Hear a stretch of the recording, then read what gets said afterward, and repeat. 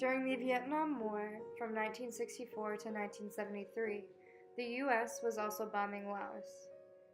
Over 2 million tons of bombs were dropped, so during that 9-year period, a planeload of bombs were dropped every 8 minutes, 24 hours a day, for 9 years straight. People from Laos would even say that the bombs fell like rain. Over 50,000 people were killed during that time, after the bombing stopped in 1973, 20,000 people have been killed from bombs that did not detonate. To this day, people are still being killed and injured. Time to talk about the secret war.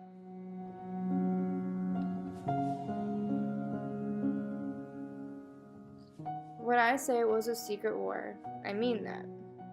Although the Laotians had an idea of who was to blame for the bombings, many Americans were unaware that the bombing was taking place. When officials were asked about the bombing, at first they had denied any involvement. However, with dropping over 2 million tons of bombs, it not only made Laos one of the most bombed countries per capita in history, it also goes down as one of the largest bombing campaigns that the U.S. ever conducted. When you look at the numbers, of the 2 million tons of bombs that were dropped on Laos, that ends up equaling about 270 million cluster bombs. However, they believe that up to 80 million of those bombs did not detonate, and to this day they are armed and ready to explode, and they have.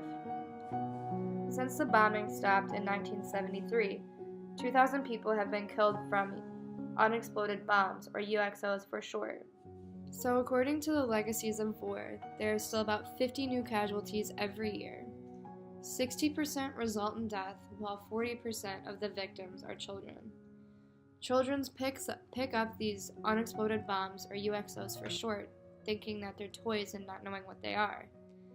They pick them up and begin throwing it around with their friends, and as they're throwing it around, it detonates. This can severely maim them, and it can even, as you have heard, can kill them. And that not only happens with children. Over the summer, I took a trip to Laos and did some volunteer work over there for 2 weeks. While we stayed in a little village called Subchem, we actually got to meet a man from the village who fell victim to a UXO. I can't remember his name, but he was the medicine man of the village. And his story was he was going out to chop some wood so that he could make a fire to make his food for the day for him and his family. And while he was out there cutting down that tree with his machete, he was swinging and a UXO had grown inside the tree. And so as he was hitting it, it caused pressure and it detonated. He ended up losing the lower part of his left arm. He still goes around to different villages and tries to help as much as he can, even with being disabled. But he is not the only one. There are many different stories like this, people's legs being taken off. There was a story of a man that was burning garbage in the backyard, and a UXO happened to be underneath it, and the heat from the fire detonated the bomb, and he ended up losing his arm, and he was severely maimed in the face, and people were scared to go around him. They didn't want to. So what are we doing to help clean up with these UXOs? Every day, they have a team that goes out in the field searching for bombs. They use different devices such as metal detectors to try and find these bombs and safely detonate them. However, they've only been able to clear 2/3 of the land and believe it will take another century before they're going to be able to hopefully clear the other 1/3.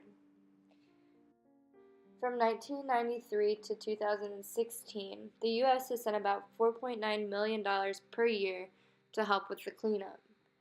However, in September 2016, President Barack Obama at the time became the first sitting president to travel to Laos, where he announced this. Today I'm proud to announce a historic increase in these efforts. The United States will double our annual funding to $90 million over the next 3 years to help Laos expand its work. Even with Barack Obama promising the $90 million over the next 3 years, it's going to take a lot of time and way more people in order to help clear out this next 1/3 of the country that Laos needs. Is there anything more that we should do or could do to help clean up this mess that we made over 40 years ago and is still affecting the people of Lao today, especially even those that weren't alive during the time of this war. And last but not least, this war needs to be discussed in school. On my trip, many of us hadn't heard of the Secret War, me, myself included. And we didn't hear about it until we went over to Lao and heard about everything that happened and got kind of a background information on it. And I think that needs to change, and it needs to be something that is discussed in school system, even though it can kind of tarnish the so-called perfect America and U.S. that we are. But to be honest, nothing's perfect. But if you want to get more information about the Secret War, I will post links down below so that you can get to some sites that I did some of my research from. I hope you kind of got a little bit of background information on the Secret War and you learned a little bit.